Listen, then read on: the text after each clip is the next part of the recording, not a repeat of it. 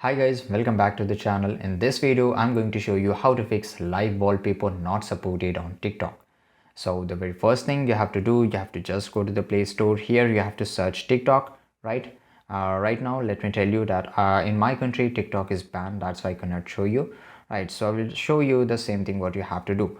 Basically, for example, you can think this is a TikTok, okay? And you have to make sure that you update your TikTok app as soon as possible because TikTok will fix in the new version of every update, right? So just make sure that you update the app and just reopen the app. If it is working fine, then it's great. Otherwise, you have to just click and hold, right? And after clicking and hold, you will get this option. Just go to the app info here, right? And here, the first thing you have to do, you have to just go to the data storage usage, and here you have to clear the cache.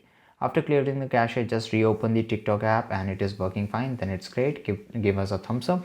Otherwise, just clear the data, right? Clearing the data, it will unload all the wasteful and unnecessary files which is present on your mobile application, and it will remove it.